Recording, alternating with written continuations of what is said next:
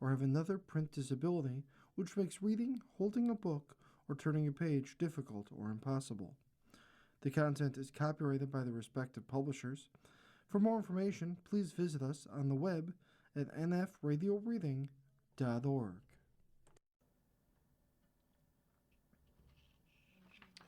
Hello, this is Pat Connolly, and for the next hour I'll be reading from current issues of the Dunkirk Observer on the Niagara Frontier Radio Reading Service.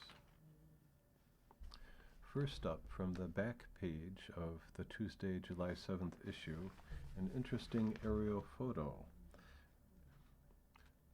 You're looking down at an American flag, which is actually a farmer's field or a backyard.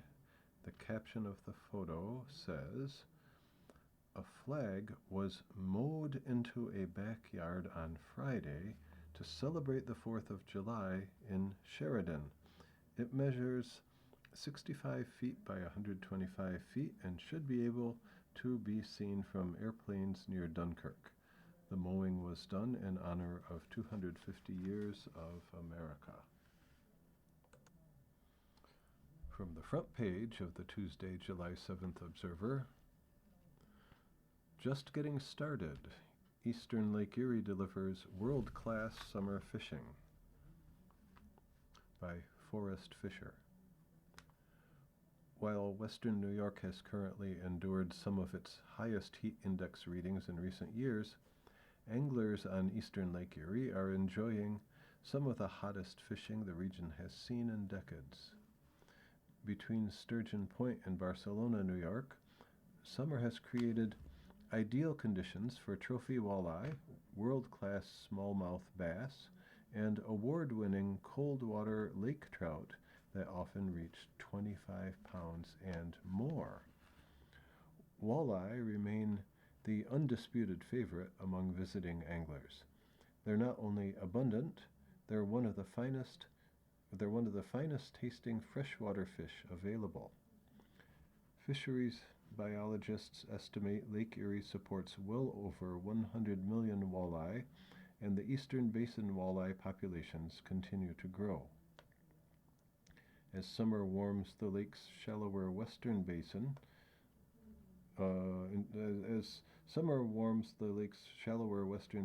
into the 85-plus degree mark, massive schools of walleye migrate west to east toward the deeper, cooler waters stretching between Long Point, Ontario, and the Dunkirk-Barcelona shoreline. Many of the lake's largest fish are now concentrated in this deep water corridor, providing exceptional opportunities for anglers. Spinner and worm tactics are paramount and easy for all trolling anglers to rig, but stick baits work too. Casters using forward-facing sonar tactics fool their limits. Fool. That's what it says. Casters using forward-facing sonar tactics fool their limits of walleye with jig rigs that can feature plastic tails or live bait. Smallmouth bass fishing is equally impressive. Rocky structure, reefs, and shoals from Sturgeon Point to Barcelona continue to produce heavyweight bronzebacks that attract anglers from across North America. NED rigs, tube rigs, while live bait such as crabs and minnows work for them. Lake trout, meanwhile, patrol the cold depths below the thermocline and offer fast action for anglers targeting deep water. With flashy spoons trailed behind a downrigger ball will entice these fish. It's a big lake. Understanding where these fish hang out begins with understanding water temperature. All fish are cold-blooded, so they naturally seek water that matches their preferred temperature range. Walleye and smallmouth bass generally hold in cool water around the thermocline, the transition zone separating warm surface water from the colder depths. Lake trout stay even deeper in the coldest water beneath that layer. Okay, it's a long article. I'll cut it there. If you'd like to hear the rest of it, please call Niagara Frontier Radio Reading Service at 716-821-5555, and staff will be happy to read the remainder of the article to you. Still from the front page of the Tuesday, July 7th Observer, an article from Pomfret. Pomfret seeking CDBG funds for new town hall by M.J. Stafford. The town of Pomfret will seek $1 million in community development block funding for its construction of a new town hall. The Pomfret Town Board held a public hearing this week on the planned application before holding a special meeting where the board approved it. A man who reported interest in constructing a housing development on land owned by Lilydale attended the hearing to find out more about the CDBG program. CDBG meaning Community Development Block Grant. Pomfret purchased a former church on Chestnut Road last year and is renovating it as a new town hall. We're looking at about $1 million in CDBG funding, Pomfret Town Supervisor Dan Pacos said. This would fund the senior center, some of the handicapped access issues, and possibly HVAC, heating, ventilation, air conditioning. He said the mobility-challenged access improvements would include a new ramp and upgraded bathrooms. Pomfret doesn't normally get CDBG money, but is applying for it under a part of the program that funds improvements for mobility challenge access. In this article, I'll cut off at that point. Also on the front page, an article from Sheridan. Sheridan to address erosion, flooding near beach. After consulting with the Chautauqua County Soil and Water Conservation District, the town board authorized Highway Superintendent Jeff Finan to spend up to $25,000 to rectify erosion and flooding issues along the creek near Sheridan Bay Park leading into the town's beach. The beach is often washed out whenever the creek overflows. The waves from the lake and erosion this year took all of the material the town had placed along the creek, and the town board was told it would only get worse if a solution was not identified. The town board took action to maintain the shoreline to keep the town's beach open and safe for public use. Finan plans to use blue clay and geogrid to armor the creek, along with addition of more stone. The creek will also be redirected to overflow on the parking lot side. A grant is being worked on that could eventually stabilize the area completely. The town highway department will handle the labor and use its own equipment for the work. The work will begin in the coming weeks. Improvements have been made in recent months at Sheridan Bay Park. First, an old building was torn down, followed by the old pavilion. The bathhouse project is moving forward with more than $375,000 of work already paid for as of mid-May. The project is supported by grant funding, with existing reserve funds set to cover the remaining costs. The board approved a series of change orders pertaining to the project at its latest meeting, which did not exceed the original budget for the project because of contingency funds available. In May, Supervisor Stephen Roach reported that a sign was stolen from the park and damage was done to the interior of the bathhouse, as it appeared that someone had attempted to tear out the copper pipe that was installed. A police report was filed. Finan was also authorized to purchase squash pipe to replace a culvert on Newell Road, along with guardrails, gravel, and blacktop, at a total cost not to exceed $150,000. Just like with the Creek project, the Highway Department will handle the labor of the project. And I'll cut that article off there. You can hear the remainder, if you wish, by calling Niagara Frontier Radio Reading Service at 716-821-5555. And again, these articles are from the Tuesday, July 7th issue of The Observer. From page 2 of the July 7th issue, here are a few obits. I won't read the obits, but just the names of the deceased. They are Anne Helen Benson Sullivan. Number 2, Lois Yeager Hart, 1930 to 2026. William C. Couple, January 6th, 1946 to July 1st, 2026. And that couple is spelled Kuppel. Gloria H. Colgrove and Arlene Jameson, spelled Jamieson, ne Koba, Koba, 1938 to 2026. May they rest in peace.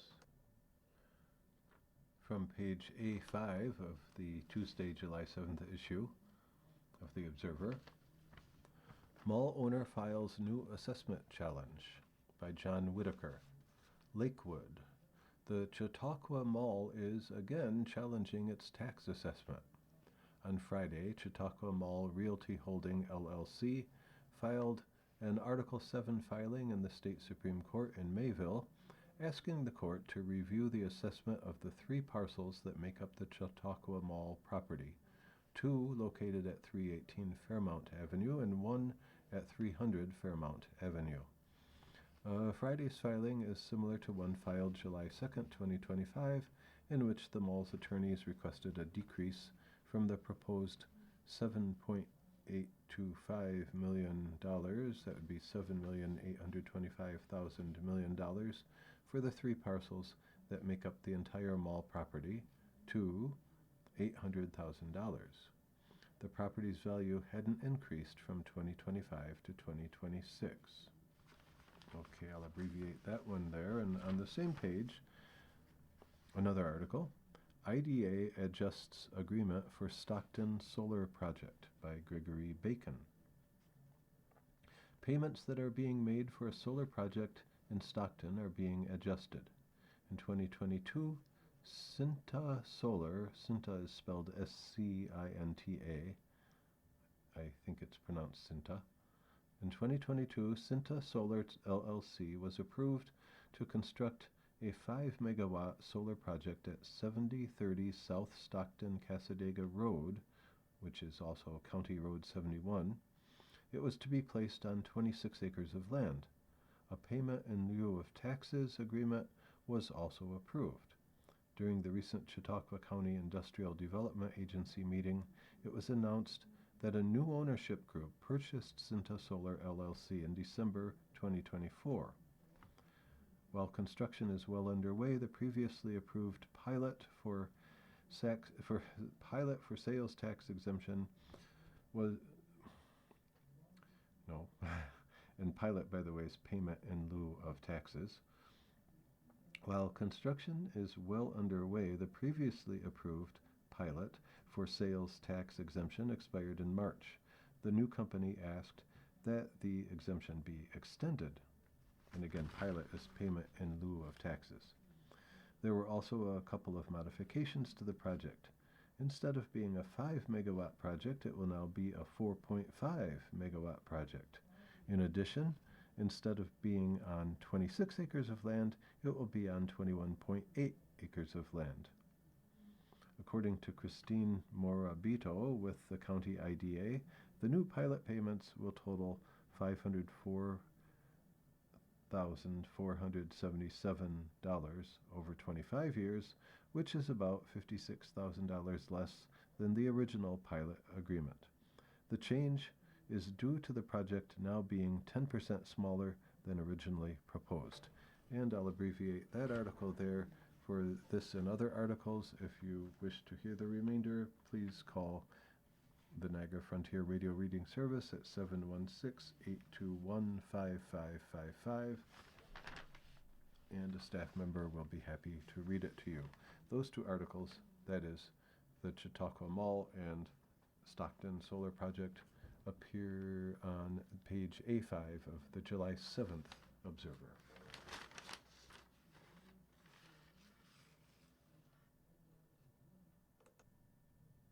Moving back a day, a few articles from the Monday, July 6th Dunkirk Fredonia Observer. From the first page, a tragedy.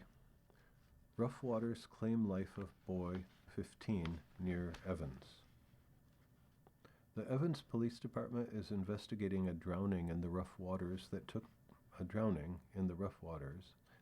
place at Lake Erie Beach Park on Friday, claiming the life of a 15-year-old Forestville boy. Police, in a release issued Saturday, said they responded at 3:31 p.m. to the report of a boy who had reportedly gone underwater and had not resurfaced.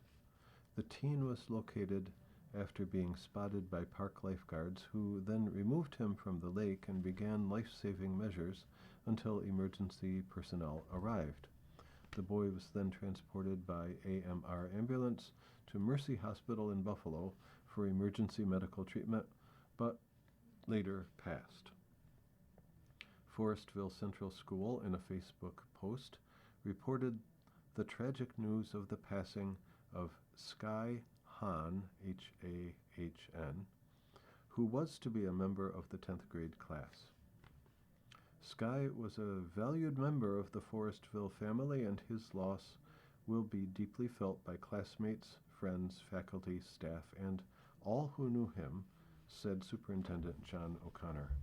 We ask our entire community to keep Sky's family and loved ones in your thoughts and prayers during this incredibly difficult time.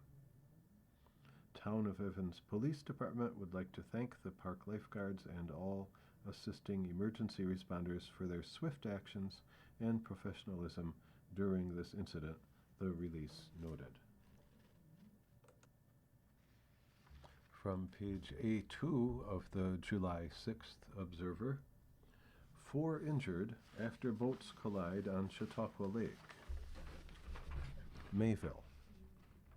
4 individuals were taken to regional hospitals after a boat collision on Saturday night in Chautauqua Lake. The sheriff's office was dispatched to Prendergast Boulevard around 11:10 p.m. for the incident. There were 3 people on one boat and 5 on the other. 3 victims were injured in the accident and transported to UPMC Chautauqua in Jamestown for their injuries, and 1 was then flown to UPMC Hammett in Erie for non-life-threatening injuries. The investigation is ongoing by the Sheriff's Office Navigation Division. They were assisted at the scene by the Sheriff's Office Road Patrol, County Wet Team, North Lake Fire, Chautauqua Fire Department, and County Medic.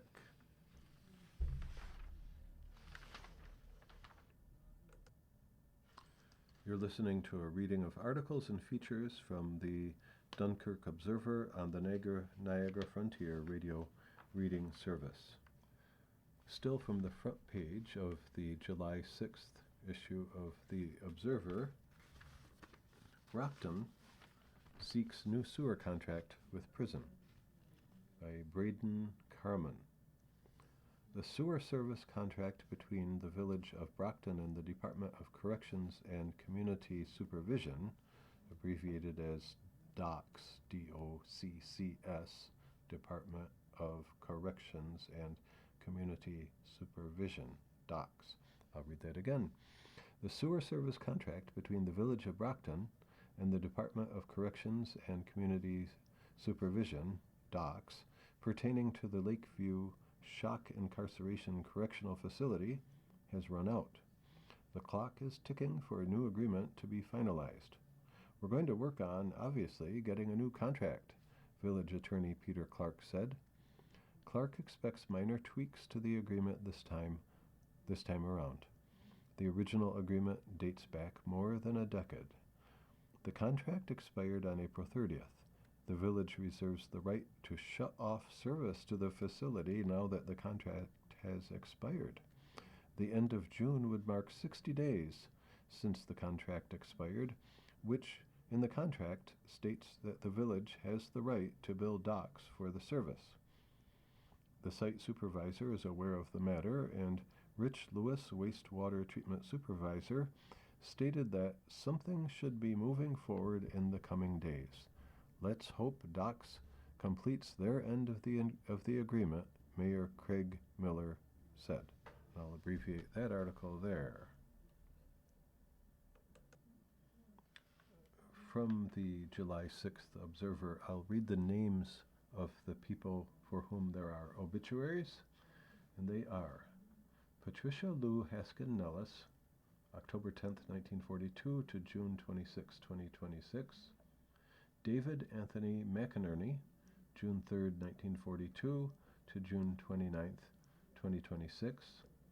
Thomas J. Proctor, Sr., March 29th, 1959 to June 29th, 2026.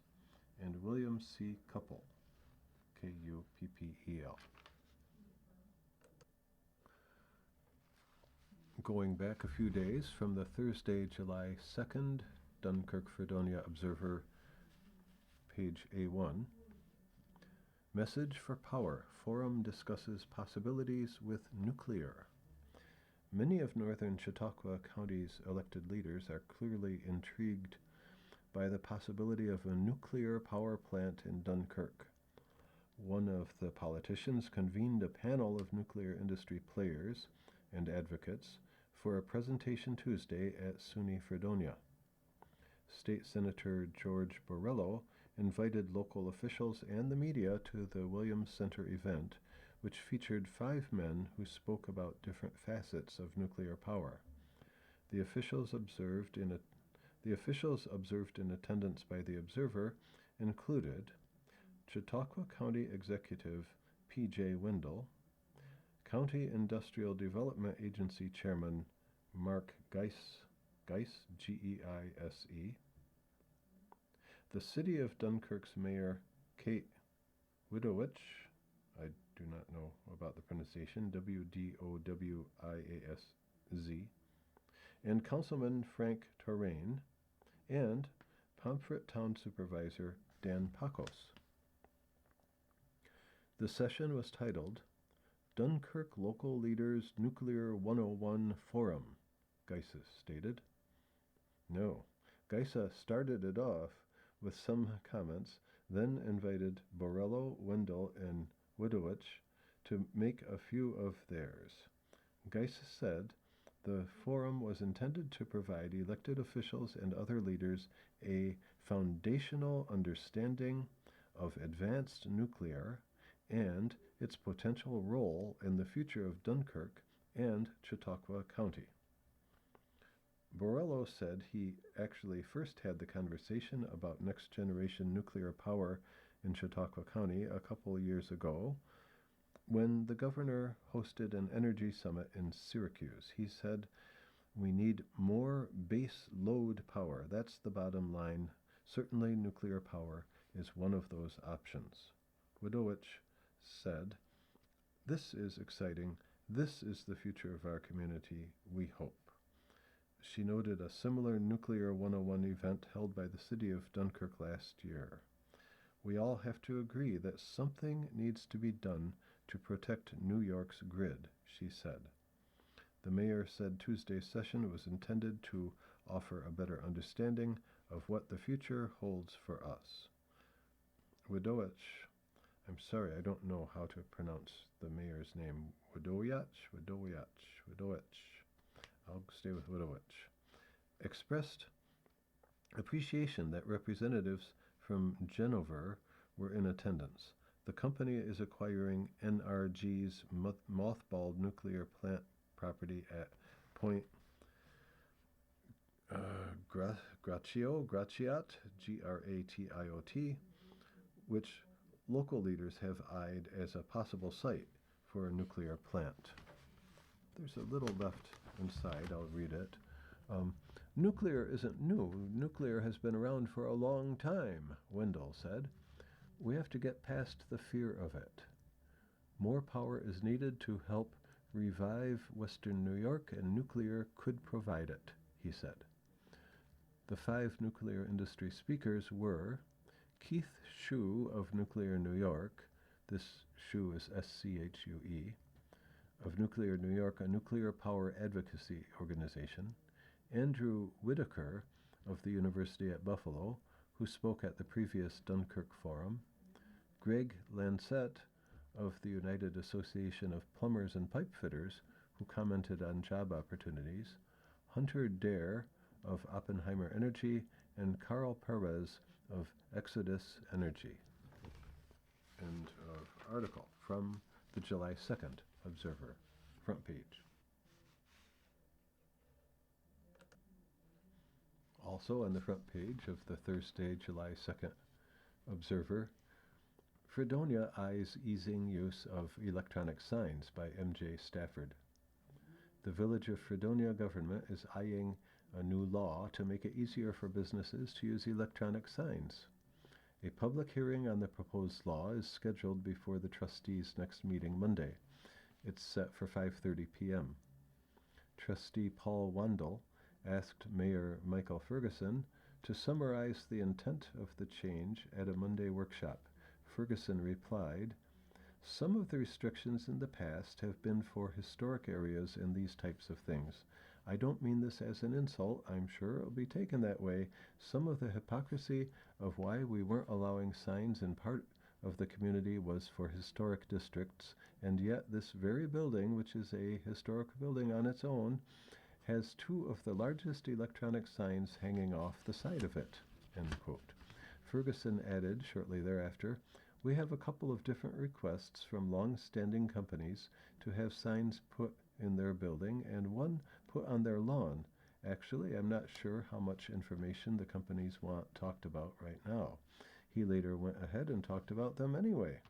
Ferguson said, "Pucci's furniture store on Main Street wants a, quoting, wants not, quoting, a flashy information sign, but a lit information sign, not a flashy information sign, but a lit information sign to let people know they are there. If you don't live in Fredonia, you could drive right by and not know it's there." End quote. Ferguson said DFT Communications also wants a sign at its Temple Street offices. The company often puts up banners over the street to promote community events, and the mayor said the sign would eliminate the need for the banners. Ferguson commented he doesn't think anyone has gotten into a vehicular accident because they saw a hamburger on an electric sign. Quoting, "Quite honestly, we are in a position of trying to lift up our local companies and support our local companies," end quote, he said. The new law would change Chapter 297, Article 16 of the Village Code, which concerns zoning. The chapter was not available on the village website when the Observer took a look Tuesday. And I'll abbreviate that article there. If you'd like to hear the rest of this or any other abbreviated article, please do call Niagara Frontier Radio Reading Service at 716-821-5555, and staff will read the remainder of the article to you.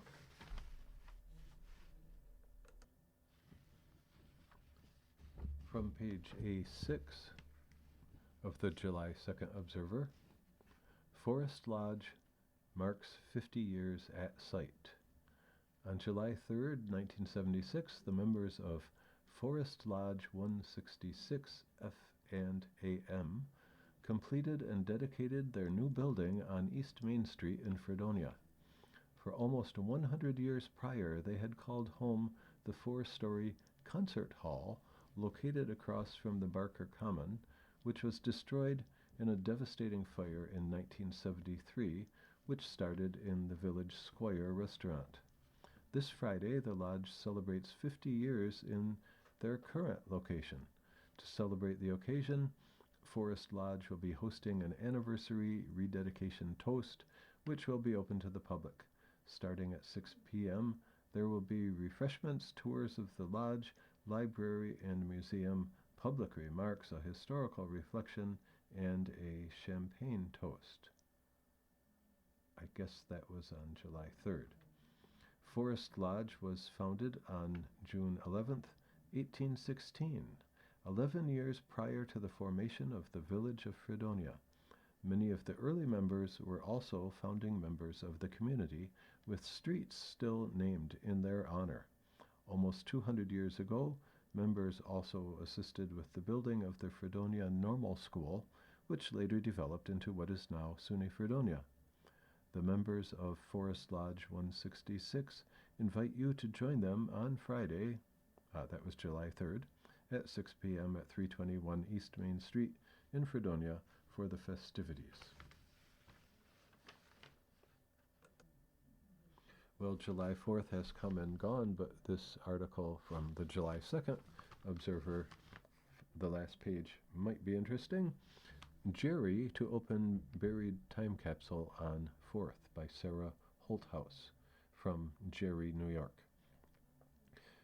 This weekend is the July 4th holiday and America's 250th birthday, but in the town of Jerry, another special event will be afoot with the opening of a time capsule that was buried around that same day 50 years ago. Town clerk Jody Fellman said the idea for the time capsule was brought up and put together by town resident Herbert Best, who has been a resident of Jerry his whole life. In July of 1976, he decided to put this together and to have it opened in 2026, marking 50 years, Fellman said. The time capsule was buried around July 4th, 1976. The Jerry Town Board at the time decided to have it placed where it stands currently at the Jerry Town Hall. Additionally, Fellman said that the board decided to open the time capsule on July 4th, 2026, as it marks the 50th year since it was buried and also connects to an opportune time in the country's history with America's 250th birthday. The capsule will be unburied and opened at its location at the Jerry Town Hall at 10 a.m. Saturday, that would be July 4th, Saturday. Fellman also noted that the capsule was almost opened by someone in 2024, but they were stopped before they were able to take everything out. Best said, people should be interested in coming to see the capsule opened, to see what was happening in the town 50 years ago, and out of curiosity to see what was included. We do not know how well things were preserved, so we have no idea what condition things are in after being buried for 50 years, Best said. We hope to find some treasures.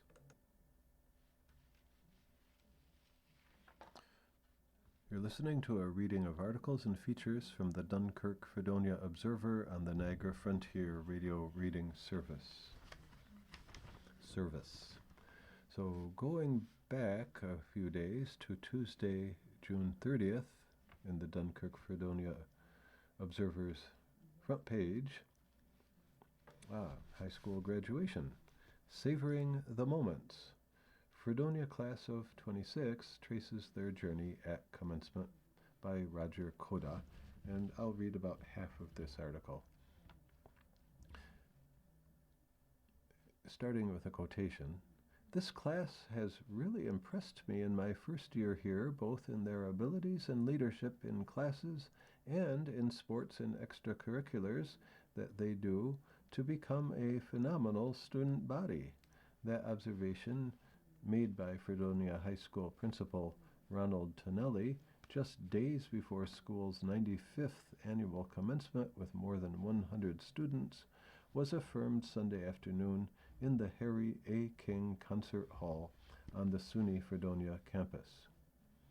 In her address, class salutatorian Catherine Fortna, who will major in human development at Cornell University, shared that a person's growth, both while in school and beyond, can happen when the unfamiliar is embraced.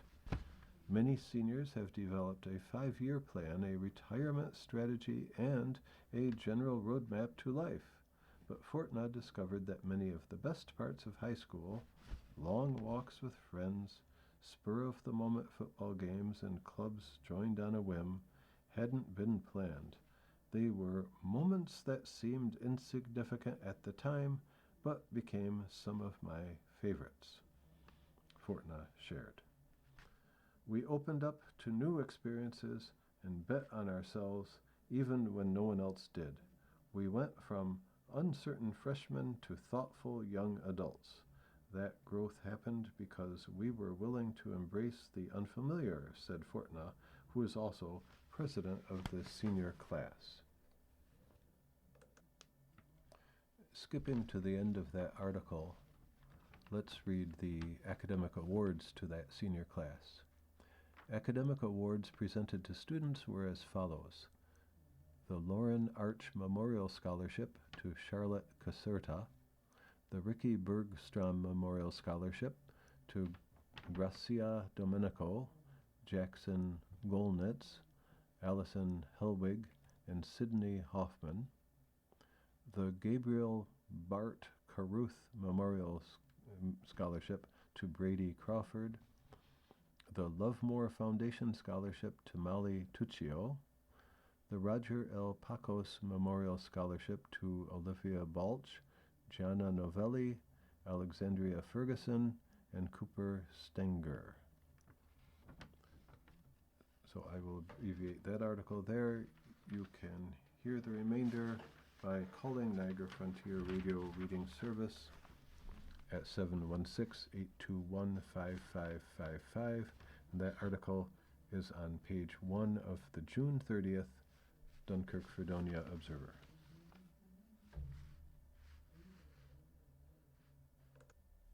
Still on the front page of the June 30th Observer, Legislature to again take up job creation resolution.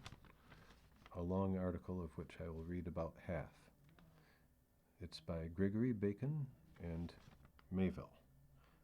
Fred Larson is continuing his push to make job creation the number one goal of the Chautauqua County Legislature.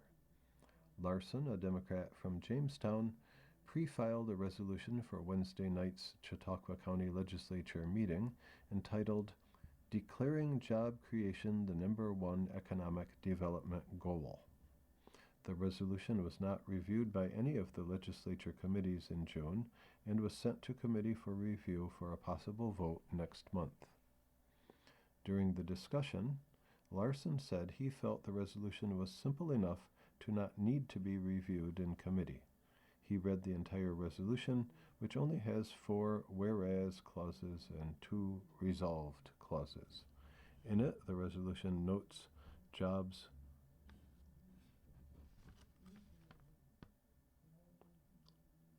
guess a word is missing here. I'll put it in.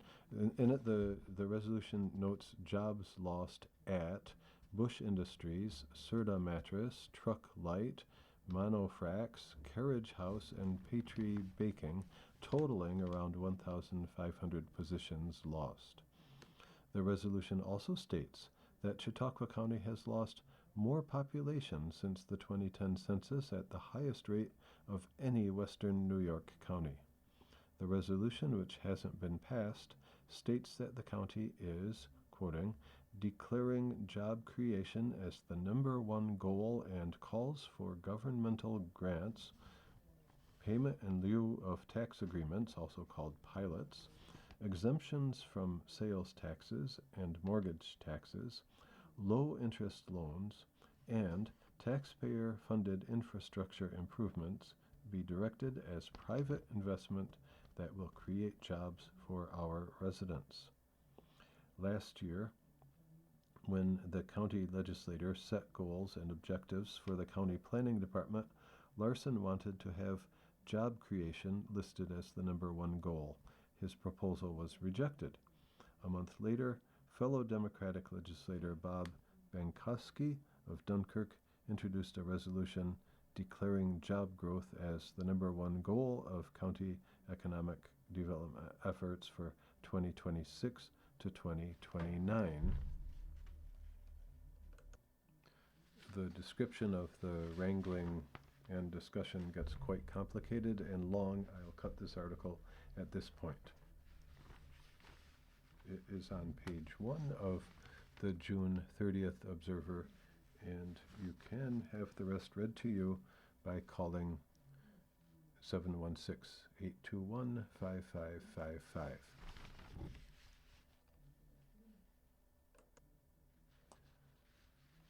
Another high school graduation article from page A5 of the June 30th Observer. Forestville rings in commencement. The class of 2026 rang the bell one last time on their journey at Forestville schools. Saturday's commencement ceremony served as a celebration of their hard work and a turning point for the next chapter in their stories. Following the traditional pomp and circumstance processional, a welcome was made by Principal Dan Grandy, introducing salutatorian Anna Gilman. Gilman recounted fun memories from kindergarten to senior year. Quoting the salutatorian Anna Gilman, "As I was brainstorming what to write for this speech, I started thinking about all our accomplishments here at Forestville. Both individually and as a class, we have made quite the impact. I mean, practically the whole staff here at Forestville has confirmed what we already knew to be true, that we are the best class they've ever had, and will be greatly missed after today," she said. Continuing the quotation, "However, I don't think that this is because of our collective impressive awards, honors, or good grades. It's because of something much greater, the kindness, joy, and love that we exemplified every day. That's what will be remembered." The salutatorian speech was followed by the commencement address from Forestville alumna Kathleen Heckman, class of 1988, who currently serves as the Vice President for University Advancement at the University at Buffalo. And quoting Kathleen Heckman, "Growing up in a small community like Forestville gives you something powerful, even if you don't fully realize it yet. And if I'm being honest, I don't think I did when I sat where you sit today," she said. "This is a place where people show up, where hard work matters, where responsibility isn't optional and kindness isn't rare. You've learned how to contribute, how to help one another, how to take pride in doing things the right way, not the easy way. These are not simply small-town values, they are life values, and no matter where you go next, these values will steady you." The awards presentation was led by teacher Lori Becker, Principal Dan Grandy, and guidance counselor Brianne Hazelton.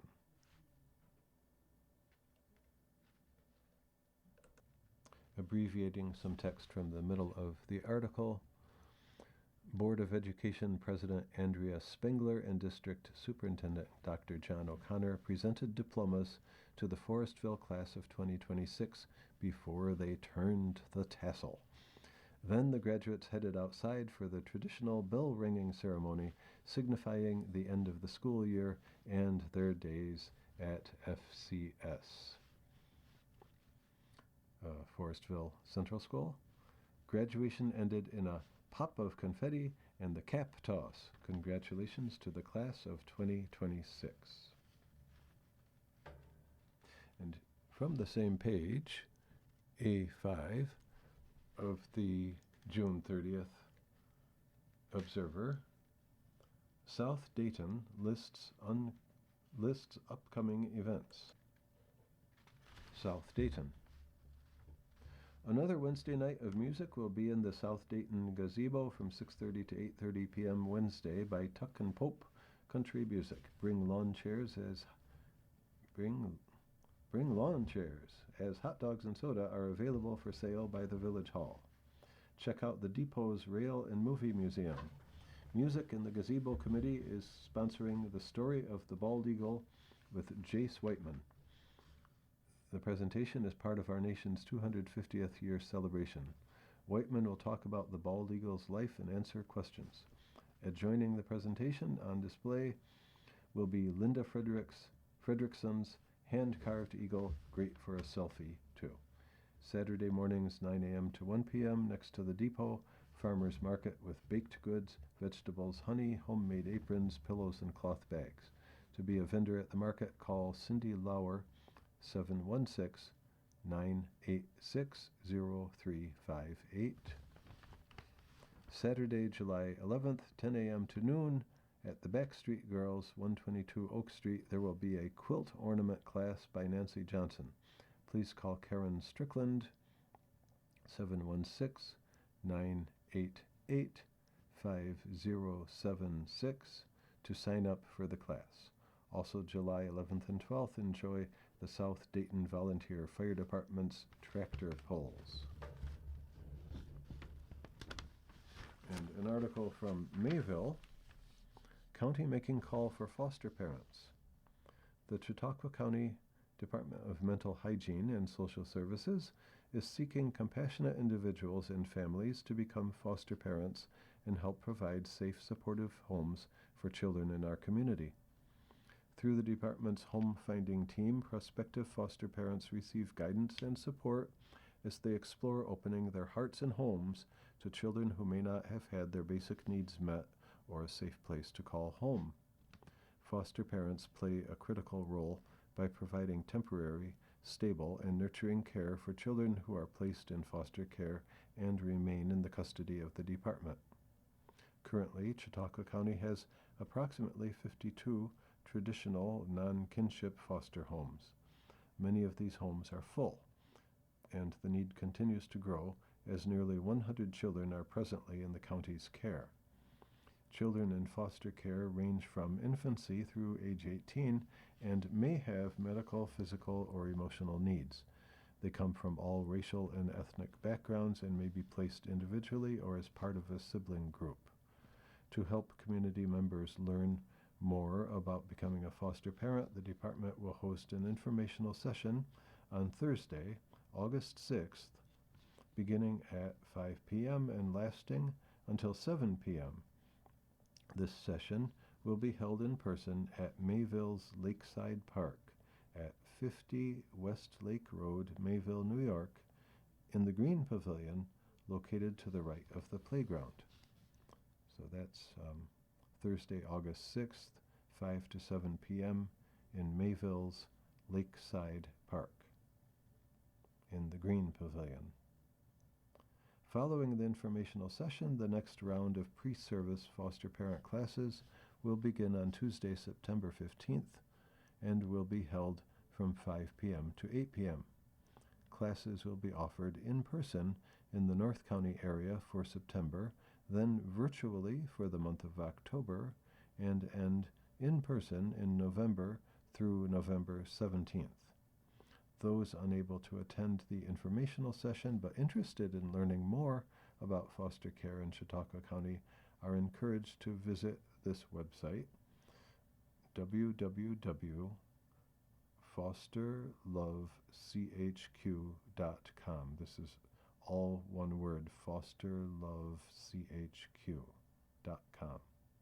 Or to contact our home finding unit by phone at 716-661-8212. That again, the home finding unit phone number is 716-661-8212, or by email at homefinding@chqgov.com. So home finding, all one word, home finding at chqgov.com.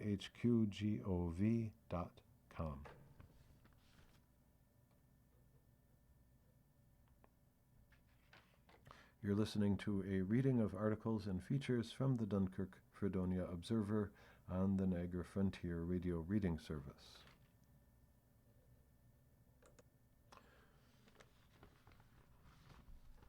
From the Wednesday, July 1st, 2026, Dunkirk Fredonia Observer. I'm afraid, although I thought I had these papers in order from newest to oldest, didn't quite have them in order. So this is from July 1st. From page A6, repair work continues on Dunkirk breakwater. The Dunkirk Outer Breakwater Rehabilitation Project continues this summer as the first phase of repairs nears completion. The breakwater is critical to safe navigation in Dunkirk Harbor and has sustained damage from years of wave and ice exposure. The first phase of repairs fixed approximately 1,850 feet of the structure, with a second phase ongoing now through November 2026 to repair the remaining 450 feet. $4.5 million, in other words, $4,500,000, awarded for the second phase of repairs to the Dunkirk breakwater. Construction will continue through November. The breakwater is critical to protect harbor operations, waterfront recreation, and safe refuge for Great Lakes vessels. Quoting, Dunkirk Harbor is a critical component of the Great Lakes navigation system, supporting economic growth in the local economy, said Lieutenant Colonel Aaron Anderson, USACE Buffalo District Commander. We look forward to delivering this project on time and within budget, ensuring Dunkirk's waterfront continues to serve the local community and the country. The full project is expected to be completed by November. Repairs include reinforcing the breakwater with stone and raising the crest elevation to improve long-term stability. The project is fully federally funded, including a $9.1 million first phase contract and an additional $1.9 million for second phase repairs. Construction is not expected to impact harbor navigation. Boaters are advised to stay clear of construction equipment and vessels. From page 1 of the Observer of July 1st, water session, quoting, not a debate or forum, end quote, by M.J. Stafford. More information about Fredonia's July 9th water project presentation came out over the weekend in a very modern way, an email thread. News media, Fredonia officials, and members of Save Our Reservoir, the group that opposes Village Hall plans to ditch the reservoir and buy water elsewhere, were copied on the email. It stemmed from questions that Save Our Reservoir's Andrew Ludwig had about the presentation. Trustee Ben Brauchler replied first with the disclaimer that he was not making official statements. Ludwig queried, quoting, will the forum start with a presentation to be followed by a question and answer period? Brauchler replied, quoting, I expect this will be the format. Ludwig wondered if only Fredonia residents could speak or ask questions. I don't see why any legitimate question from anyone would not be answered, Brauchler wrote back. Another Ludwig question, how will the public submit their questions and concerns to be addressed at this meeting? Brauchler's response, I would hope that we collect questions in writing from people attending. I expect we will have someone with note cards available. Brauchler added later, I would oppose allowing any member of the public to speak, and I would suggest that repetitive questions only be addressed once. He had, quoting, not a clue, end quote, as to whether Fredonia Public Access would broadcast the event.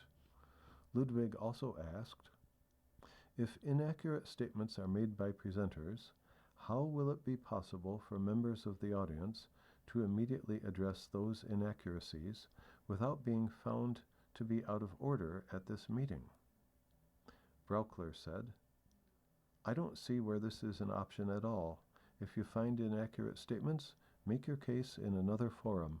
Write to the paper, perhaps. Asked if people could make statements, Braukler offered back, "Not if I have anything to say about it. You have freedom of speech, but we do not owe you a forum." End quote. Continuing the article, Trustee Paul Wandel subsequently offered his own response to Ludwig's inquiries. Quoting, "This public information session will be held Thursday, July 9th from 5:30 p.m. to 7 p.m. at 10410 Chestnut Road, which is the location of the new Town of Pomfret Town Hall," he stated.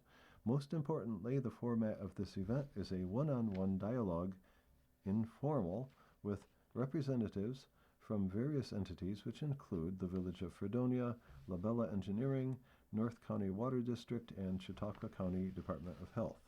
Wandel continued, "This event is open to the public, independent of where you live. Any questions from the public regarding the Fredonia Water Source Project will be answered, hopefully, by our representatives and through informal personal dialogue. Since this is not a debate or forum, I am not sure of the value of publicly broadcasting it. However, I will check with our cable board. I will underscore that this is a civil, orderly event, and that will be maintained for the period of the event." Here is Ludwig's response to Wandel in full. "Please clarify your statements below. Are you saying that no questions from the public will be taken in any forum during your water meeting? Why would you not want this meeting broadcast and recorded by Fredonia Access and then posted on YouTube? It calls into question the reason for and value of having the meeting in the first place. If this is an informational meeting, why wouldn't you want to spread the value of the information being given far and wide? And why is this meeting being held at the newly located Pomfret Town Hall outside the village of Fredonia and not in the Opera House?" End quote. Wandel noted the event is a public information session, not a forum or Opera House-style event. It is simply one-on-one dialogues between various water project representatives. Continuing the quotation, "I inquired if it could be videoed and received an affirmative that it could. I am more than agreeable to have the public view it online via a link on the village website. Nothing more." Wandel responded Tuesday. Braukler's statements came late Sunday morning. An interesting exchange. Since I have already read about several high school graduations, let's read part of the Silver Creek High School graduation article from the July 1st Observer. Silver Creek celebrates coaches at graduation. Silver Creek Central School District celebrated its 74th annual commencement by encouraging the 64 graduating seniors to put in the hard work and seize the day. On Friday, the class of 2026 proceeded to the stage to the tune of Pomp and Circumstance, and the program began with the national anthem sung by senior chorus members.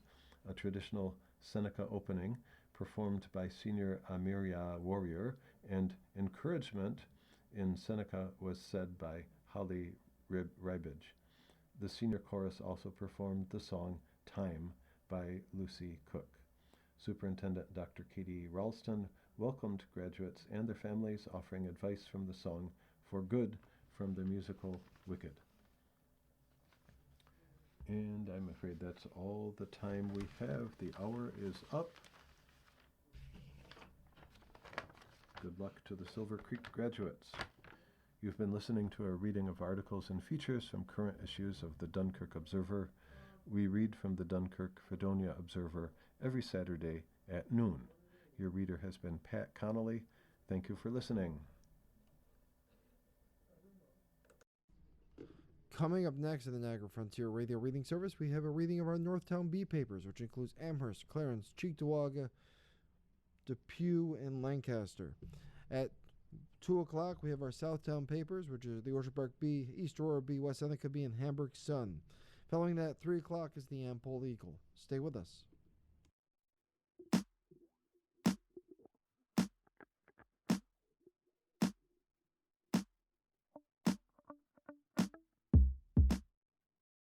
The following program is intended for listeners who are blind, have low vision, or have another print disability, which makes reading,